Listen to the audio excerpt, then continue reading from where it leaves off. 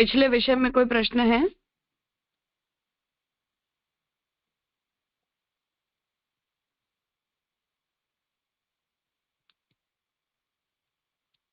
हाँ नीलेश भाई। जी दंडवत प्रणाम राजा।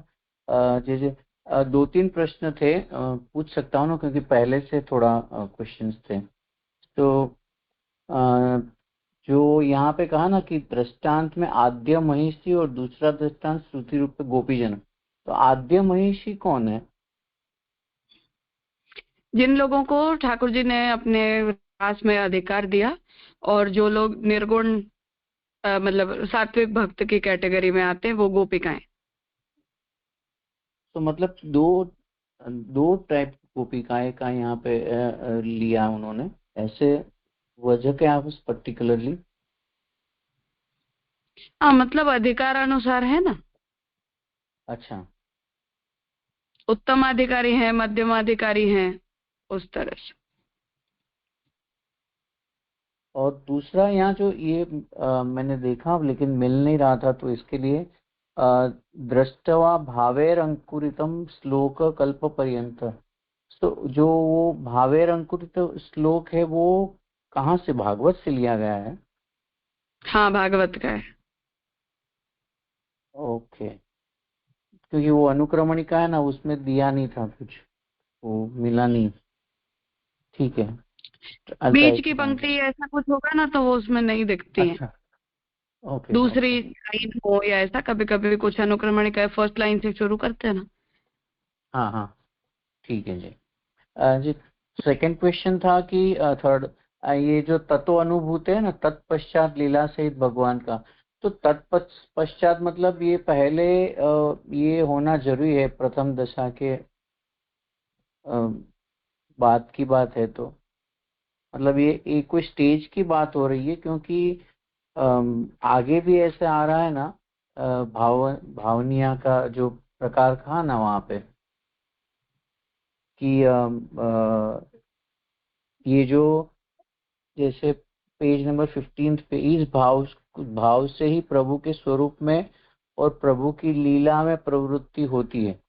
तो सर्वप्रथम भाव भावनाया होना चाहिए, उसके बाद में ये दो हो सकता है, ऐसे कुछ कह रहे हैं क्या?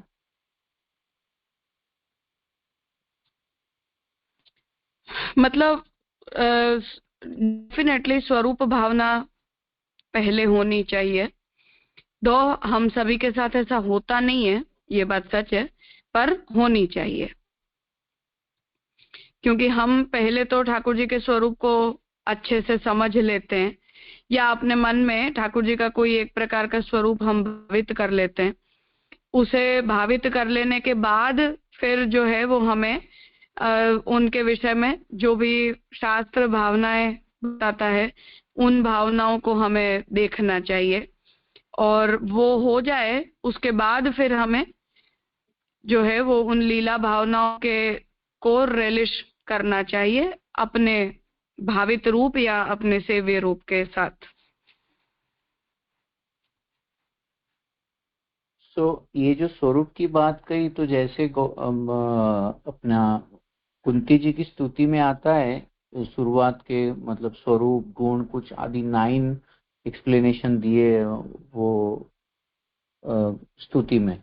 तो वो जो स्वरूप वहाँ गिना है कि जो प्रकृति से पर है, अव्यय है, वो स्वरूप की अंडरस्टैंडिंग होनी चाहिए, ऐसा यहाँ भाव हो सकता है कि क्या है? क्योंकि ऐसे कहा कि नंदराय जी के यहाँ स्वरूप प्रागट्य है, फिर वो तत्व का अनुभव हुआ, तो एक ग्रेडेशन जो आ रहा है ना भगवत भक्ति का डेवलपमेंट, तो स्वरूप वो जो समझ में आना चाहिए। जैसे नलकुबेर में भी हमको जे ने पढ़ाया था कि उसमें मूल स्वरूप है, फिर प्राकृत स्वरूप है, फिर जो प्रकृति से उत्पन्न होते कारण का स्वरूप है। तो ऐसे कुछ स्वरूप का ज्ञान होना चाहिए, या कौन सी समझ दे रहे हैं यहाँ पे? मतलब महात्म्य ज्ञान होना चाहिए, वो तो टू बी अंडरस्टूड बात है। और जो दूसरी बात है वो ये है कि ठाकुर जी का जो स्वरूप है, उस स्वरूप के विषय में हमारे अपने जो भी बेसिक इमोशंस हो, कि मुझे इस रूप में कृष्ण अच्छे लगते हैं, जैसा साधन दीपिका में श्री गोपीनाथ जी आज्ञा कर रहे हैं कि हमें पहले उस प्रकार की भावना अपने हृदय में प्रकट करके और फिर सेवा के लिए सेव्य पद रहने चाहिए। तो एक प्रकार की बेसिक अंडरस्टैंडिंग तो हमारी भी होती है, तो उस अंडरस्टैंडिंग को हम यहाँ स्वरूप भावना कह सकते हैं। बाकी बहुत वो मैच्योर टाइप की तो नहीं होती है, पर जो बेसिक है वो। जी। और ये जो ग्रंथ पूरा है उसका बेसिक तात्पर्य, पहले तो मुझे ऐसा लग रहा था कि महाप्रभु हरिराय जी एकदम से क्या कहते हैं विप्रयोग की बात है, लेकिन जो यहाँ पे जो चल रहा है उससे तो ऐसा लग रहा है कि वो सेवा को और ये दोनों को काफी मेल जोल का स्टेज है, ऐसा कुछ लग रहा है। सही अंडरस्टैंडिंग है? हाँ, वो तो डेफिनेटली है ना, उसमें तो कोई डाउट ही नहीं है।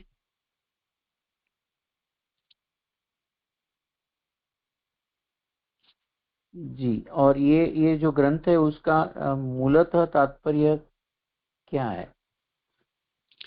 वैसे वो कोई इन स्पेसिफिक तो कुछ नहीं है, पर जो ये 3 प्रकार की भावनाओं का हमारे वहाँ सेवा में समावेश होता है, प्राइमरीली सेवा में होता है, और सेकेंडरीली तो कथा पक्ष वाला व्यक्ति होता है, वो भी इन तीनों ही भावनाओं का अनुसरण करता ही है, तो उन दोनों के लिए कही जा रही है। जी जी, प्रणाम जी। ठीक है, तो अब तक हमने ये बात देखी कि हरिराय जी ने जो 3 प्रकार की भावनाएं बताई, उनमें वियोग की अवस्था में जो भावना है उनका उपयोग बताया कि किस तरह ब्रज भक्तों ने जो है वो प्रभु की लीलाओं की भावना करके और ठाकुर जी के मथुरा पधार जाने के बाद अपना समय बिताया, और उस समय उन्हें अपने अंतर हृदय में या उन लीलाओं का अनुसंधान करते हुए प्रभु का जो अनुभव हो रहा है वो स्वरूपात्मक अनुभव है। इसलिए विप्रयोग की अवस्था का अनुभव करने वाला व्यक्ति या भाव भावना करने वाला व्यक्ति, ऐसे हर व्यक्ति के देह का विलय उस अवस्था में हो जाता हो, ये आवश्यक नहीं है। अब आगे देखें तो प्रकारस्तु पूर्वदेहं स्वतापे शुद्धं विदाय तत्स्थितं मलादि दूरीकृत्य वह्नि संबंधेन काष्ठमिव तेजोमयं विधाय यथा वियोगाग्निना नाशो न भवति तत्मकत्वात् मूर्तिवद अधिष्ठानत्वेन तं निर्माय तत्र भावात्मा बहिः प्रकट समानाकारः सर्वलीला विशिष्टः प्रविशति इति। स विरहात्मा दुःखेन एव अनुभूयते यथा ब्रह्मानंद आत्मनैव स्वर्गो देहाद्यासेन भजनानंदो अलौकिक देहेन्द्रियाद्यैः लोकेऽपि न इन्द्रियान्तर विषयं फलम् इन्द्रियान्तरैः गृह्यते तथा च विरहः तदैवानुभूतो भवति केवलो यदा स्वरूपलीला ज्ञान गुण स्वास्थ्यादि प्रतिबंधका प्रतिबद्धः केवलः तापात्मको भावो भवति। स एव च कृष्णास्यं भक्ति स्वतंत्र भक्ति वा यत्र भावातिरिक्ताखिल नैरपेक्षम तस्य च सिद्धौ न प्रकारांतरं भाति किंतु भावनैव भावो भावनया सिद्धः साधनं नान्यदिश्यत इति वाक्यात्। अब यहाँ जो ये लय के विषय में पूर्व पक्षी ने प्रश्न उपस्थित किया, उसी को यहाँ रिस्पॉन्ड कर रहे हैं कि पूर्व देह, इस लौकिक देह को स्वताप द्वारा शुद्ध करके देह में रहे हुए मलादिक को दूर करके जिस प्रकार अग्नि संबंध से काष्ठ तेजोमय बन जाता है, उसी प्रकार वियोगाग्नि द्वारा देह को तेजोमय बनाते हैं, जिसके कारण देह का नाश भी नहीं होता है। तो जो विप्रयोग की अवस्था है वहां भक्त को जिस तरह के ताप की अनुभूति होती है उसकी प्रक्रिया यहाँ समझा रहे कि जैसे हम अपने देह को शुद्ध करते हैं, अब वो देह की शुद्धि बहुत सारी प्रक्रियाओं से होती है, जैसे स्नान से होती है, शास्त्र में विहित कर्मों के द्वारा होती है, मंत्र के द्वारा भी देह की शुद्धि होती है। तो ये सारे जैसे देह शुद्धि के प्रकार हैं, उसी प्रकार यहाँ भी जो जैसे महाप्रभु जी ने निरोध लक्षण में बताया है, या जिसे हम अलौकिक सामर्थ्य कह रहे हैं, किसी ने पूछा भी था, तो वो जो अलौकिक सामर्थ्य की स्थिति होती है, उस स्थिति में हमें अपने हृदय में जो अनुभूति होती है, वो अनुभूति और पहले के हम वो दोनों एक नहीं रह जाते। मतलब हमारी प्राकृत अवस्था में हमारा मन बुद्धि चित्त अहंकार, और इस विप्रयोग की या संयोग की भी उत्तम अवस्था में हमारे मन बुद्धि चित्त अहंकार की जो अवस्थाएं होती हैं वो एक समान नहीं होती हैं, वो दोनों अवस्थाएं बदल जाती हैं। तो उसे यहाँ समझा रहे हैं कि जैसे हमारा शरीर जब शुद्ध हो जाता है, पवित्र हो जाता है, तो उससे हमारे अंदर जैसे एक प्रकार की चेतना प्रकट होती है, उसी तरह जिस व्यक्ति को भगवान के विप्रयोग की अनुभूति होती है उसके भी शरीर की शुद्धि होती है, मतलब वो अलौकिक सामर्थ्य प्रकट होता है, प्राकृतता निवृत्त होती है, और उसके देह का नाश नहीं होता, पर उसी देह में नया देह या अप्राकृतता प्रकट हो जाती है। इस प्रकार देह को शुद्ध तेजोमय बनाने के बाद मूर्ति में जैसे प्रभु के यथास्थान हस्तपाद अवयवादिक आविर्भूत होते हैं, तो इस तरह जब हम देह को शुद्ध तेजोमय बना लेते हैं, मतलब विप्रयोग की अनुभूति करने के बाद, तो जैसे मूर्ति के अंदर हम भाव प्रतिष्ठा करते हैं या मंत्र प्रतिष्ठा करते हैं, तो यथास्थान भगवान के अवयव आदि आविर्भूत हो जाते हैं। मूर्ति को अधिष्ठान करके आप वहां प्रकट होते हैं। उसी प्रकार इस भक्त के देह को भी अधिष्ठान बनाकर आप बाहर प्रकट हुए हों, ऐसे आकार वाले भावात्मक सर्वलीला विशिष्ट प्रभु प्रवेश करते हैं। अर्थात बाहर प्रकट हुए प्रभु का जैसा आकार होता है वैसे आकार से ही प्रभु इस भक्त में प्रवेश करते हैं। ये प्रविष्ट विरहात्मा प्रभु ही महादुख से अनुभूत होते हैं। तो जैसे नारद जी की उदाहरण में हम देखते हैं कि नारद जी को जो है वो भगवान के विप्रयोग की अनुभूति हुई, और फिर भगवान ने उन्हें एक क्षण के लिए दर्शन दिए, फिर भगवान तिरोहित हुए, और फिर भगवान ने ये आज्ञा दी कि तुम भक्ति करो, फिर मैं मिलूंगा। तो वहां जिनका हम भावन कर रहे हैं वो आंतरिक स्वरूप होता है, जिनकी हम सेवा कर रहे हैं वो बाह्य प्रकट स्वरूप होता है। वो बाह्य प्रकट स्वरूप ही हमारे अंदर प्रविष्ट हो जाता है, जो विरहानुभूति कर रहा है ऐसे व्यक्ति के अंदर, और भगवान उसी आकार से भक्त हृदय के अंदर प्रवेश करते हैं। और ये जो अनुभूति है वो विप्रयोग की बहुत लंबी अवस्था के बाद होती है, इसलिए यहाँ ये आज्ञा कर रहे हैं कि वो महादुख से हमें भगवान के ऐसे स्वरूप का अनुभव होता है। भक्त को तो उनके साथ सर्वेंद्रिय रसभोग की तीव्र इच्छा हो जाती है। सर्वत्र फलानुभव करने में यही व्यवस्था है। जो फल जिस प्रकार से अनुभव करने के योग्य होता है वह फल उसी प्रकार अनुभव किया जाता है। तो उसकी प्रक्रिया अब यहाँ बता रहे हैं कि भक्त को तो जो विप्रयोगी होता है उसे क्योंकि भगवत संबंध की कभी अनुभूति नहीं हो पाई, ये उसकी आकांक्षा यही होती है कि उसे अपनी सभी इंद्रियों के द्वारा भगवान के स्वरूप की अनुभूति हो। इसलिए सब जगह जब भगवान के स्वरूप की अनुभूति जिन्हें होती है, मतलब सर्वात्म भाव की जिन्हें सिद्धि होती है, उस सर्वात्म भाव की अवस्था में यही व्यवस्था होती है कि वो बाहर प्रकट होते हैं वो अंदर हो जाते हैं, अंदर प्रकट होते हैं वो बाहर हो जाते हैं। तो वो दोनों ही अवस्थाओं में भगवान की अनुभूति भक्त को होती है।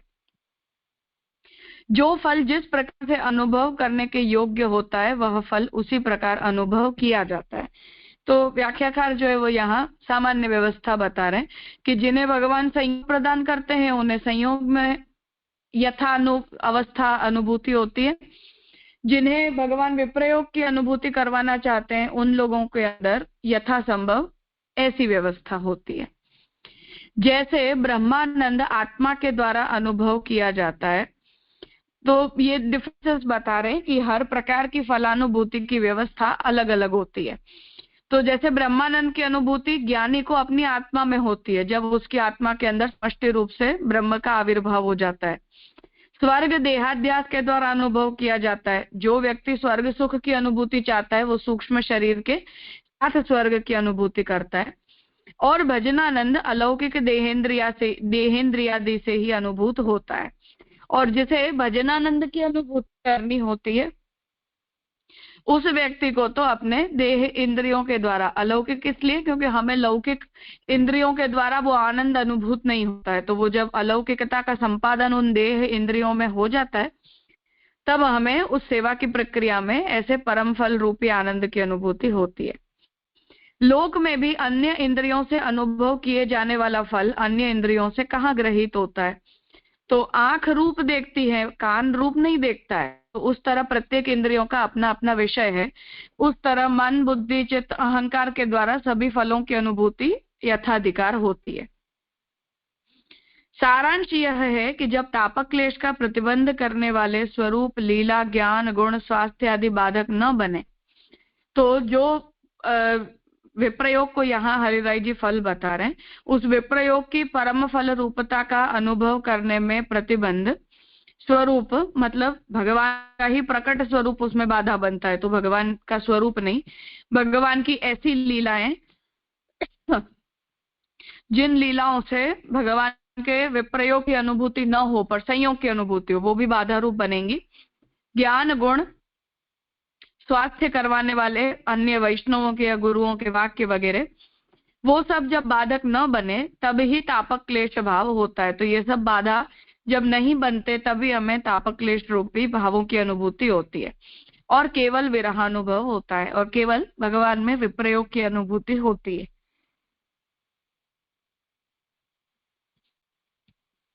भाव की भावना होती है, अर्थात उस अवस्था में फिर व्रज भक्तों के जो विप्रयोगात्मक भाव हैं उनकी भावना होती है।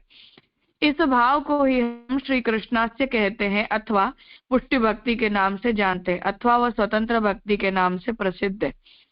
तो महाप्रभु जी भी ठाकुर जी के मुखारविंद के रूप में प्रकट होके हरिराय जी के अनुसार इसी प्रकार के भाव को पुष्टि भक्ति कहते हैं और इसी प्रकार के भाव को हम तंत्र, पुराण, मंत्र, अर्चन वगैरह प्रक्रिया से स्वतंत्र प्रकार की भक्ति के रूप में पहचानते हैं, जहां केवल भाव के बिना अन्य किसी की भी अपेक्षा नहीं है। तो ये पुष्टि भक्ति की विलक्षणता यह बता रहे कि यहाँ जो है वो केवल भाव अपेक्षित है और कुछ नहीं।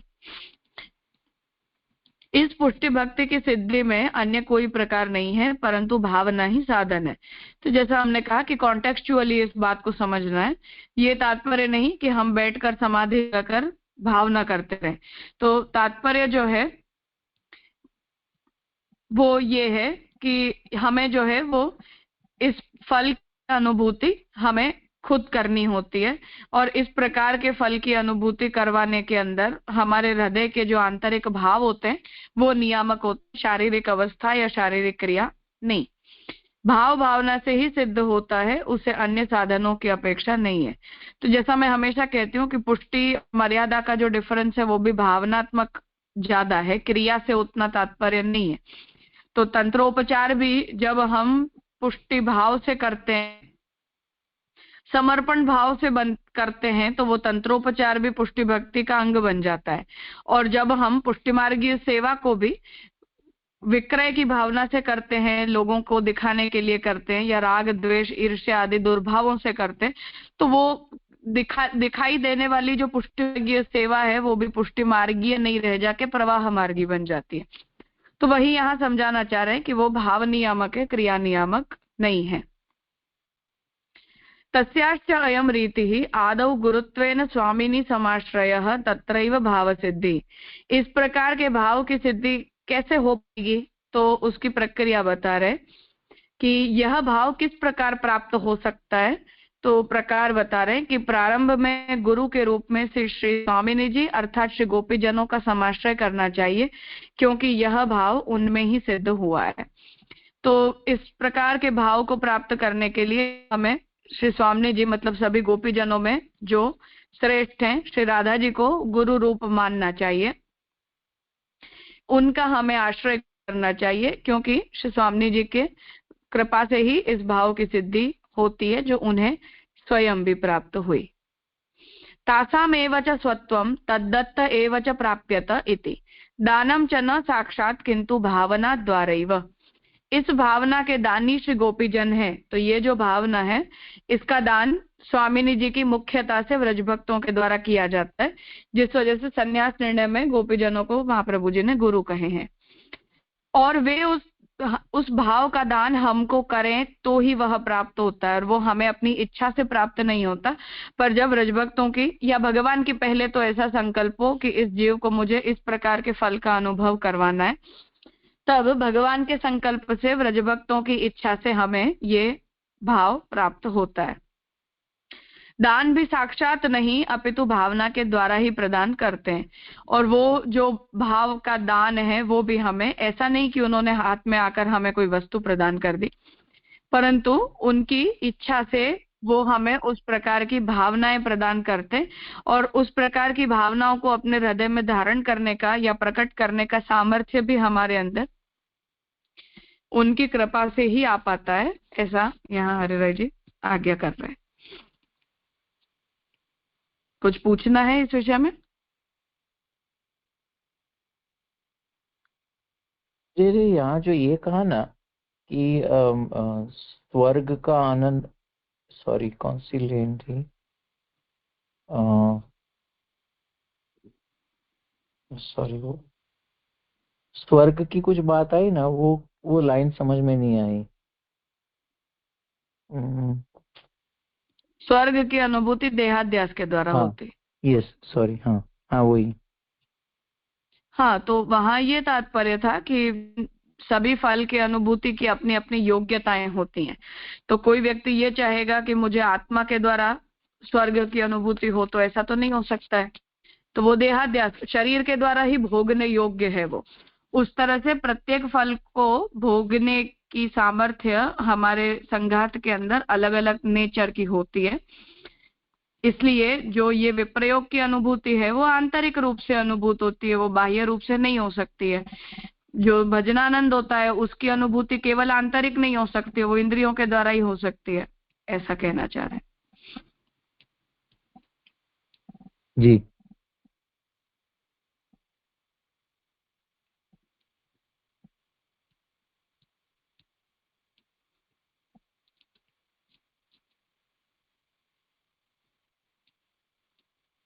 हाँ प्रीतिबेन। हाँ दंडवत प्रणाम राजा। આ એ પૂછવું હતું કે જે નિરોધ અલૌકિક સામર્થ્ય જીવન મુક્તિ એ બધું લગભગ સરખું આમ મનાય છે એવું કહેવામાં આવે છે, તો આપણે જે નિરોધમાં રાજા દુબે માધવ દુબેના પ્રસંગમાં એમને કહેવામાં આવે છે કે આટલું જગતમાં રહેવામાં આટલું પ્રિકોશન રાખવું કે કોઈની સાથે વિશેષ બોલવું નહીં વગેરે, તો એવું આપણે અલૌકિક સામર્થ્ય માટે પણ હોઈ શકે? જગતમાં રહેવા માટે કોઈ સાવધાની કે એવું કંઈ કે પ્રભુ જાતે જ કરાવે એવી સ્થિતિ, એવું કંઈક સમજાતું નથી. हाँ, अलौकिक सामर्थ्य, क्योंकि हम ये कहेंगे कि निरोध पर्यंत की जो अवस्था होती है वो तो साधन अवस्था में उत्तम अवस्था है, पर जो अलौकिक सामर्थ्य है वो तो फल दशा है। तो उस फल दशा में तो फिर जीव की इच्छा या जीव की कृति नियामक नहीं रह जाती है, भगवान की इच्छा और भगवान का सामर्थ्य ही नियामक रह जाता है। तो उस अवस्था में तो जो कुछ भी है वो भगवान ही करवाएंगे, उसमें हमारे द्वारा किया जाने योग्य कुछ भी नहीं बचता है। जी राजा। और एक ये बात थी कि वहां पे ये हरराय जी ने ये बताया कि विप्रयोग की अगर ये भावना कर रहा है और उसकी जो प्राप्ति की इच्छा रखता है, उसको वो संयोग वाला कोई लीला का विचार भी नहीं करना चाहिए और ज्ञानी का भी कोई संग नहीं करना चाहिए, ऐसा जो कुछ बताया। तो ऐसे जो संयोग की इच्छा वाला है उसको भी ऐसे विप्रयोग की भावना वाले या ऐसा कुछ नहीं करना चाहिए, ऐसा भी कुछ होगा? हरराय जी ने ऐसा कुछ नहीं बताया होगा ना? नहीं, उनके हिसाब से तो वो फल की दशा में आता ही नहीं है ना, तो उसका निरूपण वो उस तरह से तो करते ही नहीं है। और किसी आचार्य ने बताया जैसे? वो तो सबके हिसाब से संयोग और विप्रयोग ये दोनों ही फल हैं। भगवान जिस जीव को जिस प्रकार की भावना में स्थिर कर दे वो भावना उसके लिए फल है। तो हम उसमें सिलेक्टिव नहीं हो रहे हैं और कोई भी सिलेक्टिव नहीं हो रहा है।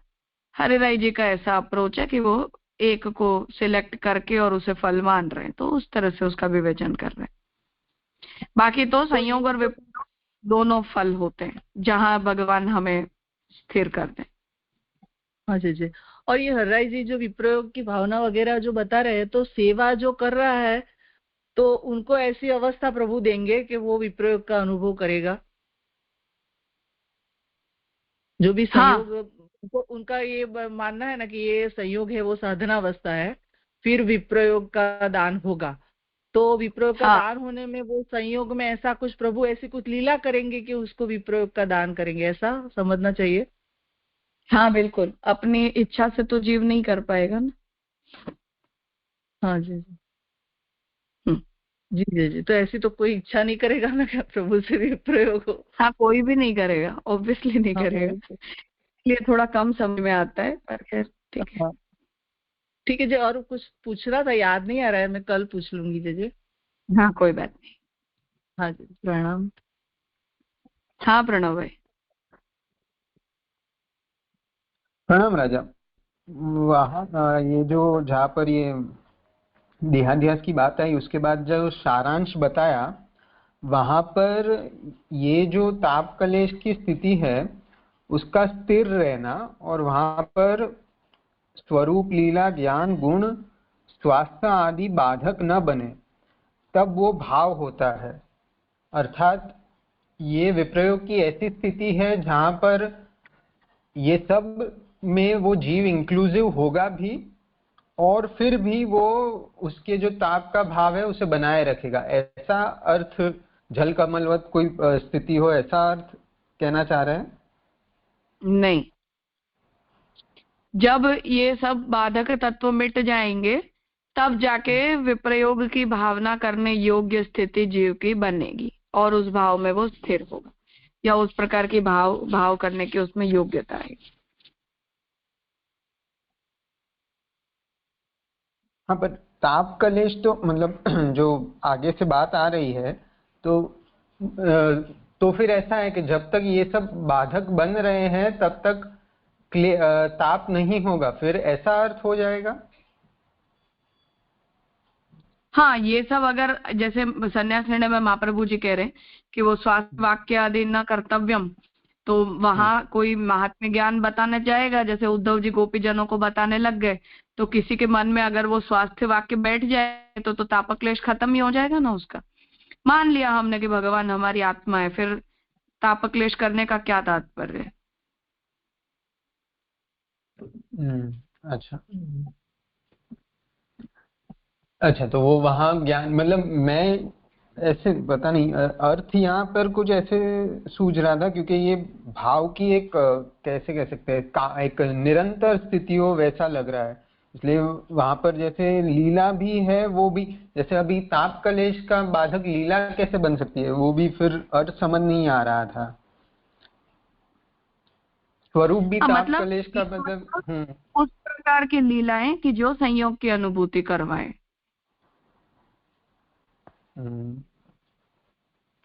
तो जहाँ स्वरूप नहीं है, लीला भी नहीं है, ज्ञान भी नहीं है, तो फिर ताप जब भी है तो कोई तो मतलब बाह्य नहीं तो आंतर, पर वो प्रागट्य तो स्वरूप का है ही, तभी वो ताप रूप होगा।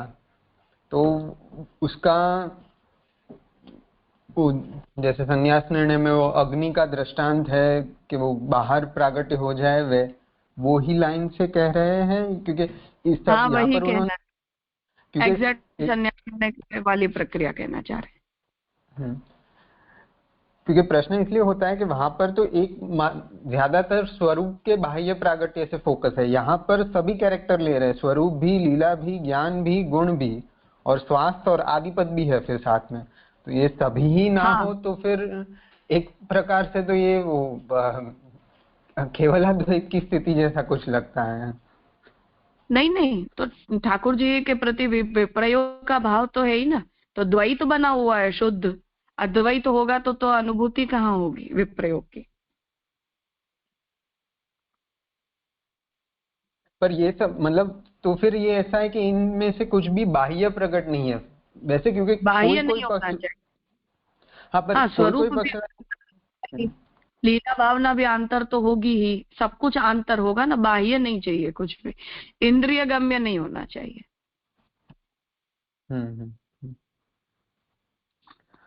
और फिर आगे ये कह रहे हैं कि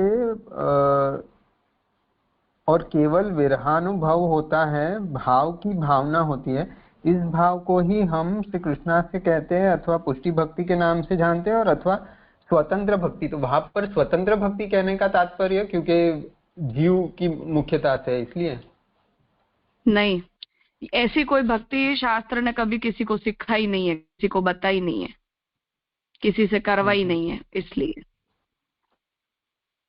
और जो प्रथम महाप्रभु जी का नाम है सर्वोत्तम जी में श्री कृष्णासी, तो उसका यहाँ अर्थ कैसे, तात्पर्य क्या क्या कहना चाह रहे हैं? गोपीनाथ जी ने मंगलाचरण में जिस तरह से महाप्रभु जी का विप्रयोगात्मक प्राक्ट्य बताया है ना, उस तरह से सौंदर्य पद्य में। हाँ, तो वो फिर तो भाव के जो जीव है जो प्रभु के लिए विरह कर रहा है, वो भाव का स्वरूप ऐसा होगा, ऐसा अर्थ लेना होगा ना? नहीं, महाप्रभु जी उस प्रकार के भाव को धारण करके प्रकट हुए। अच्छा, हाँ हाँ। विरह अच्छा, भवई का अर्थ सर्वत्यागोपदेशक है, उस तरह से। अच्छा। और इसीलिए वो ही भाव है, वो पुष्टि भक्ति या स्वतंत्र भक्ति रूप है। हाँ बिल्कुल। जी राजा, प्रणाम। ठीक है। और राजा, वो मैंने आपको पूछा था ना कि वो विप्रयोग पराकाष्ठा पे अगर होता है तो वो ज्ञान का उपयोग करके अपना स्थैर्य करते हैं वहां पे, तो वो अणुभाष्य में चतुर्थ अध्याय में आता है, फलाध्याय में, ऐसा आपका अगर कुछ हाँ, अनुसंधान वहाँ हो? गोसाई जी ने किया है उसका निरूपण, हाँ हाँ, तो आपको पर हरिराय जी फिर नहीं मानते हैं उस पर। अच्छा, ओके। तो वो अधिकरण कौन हाँ, सा है, आपको कुछ याद है? नहीं ऐसे तो ध्यान में नहीं आ रहा, दिख जाएगा तो बता दूंगी। हाँ ठीक है। हाँ जी, प्रणाम जी।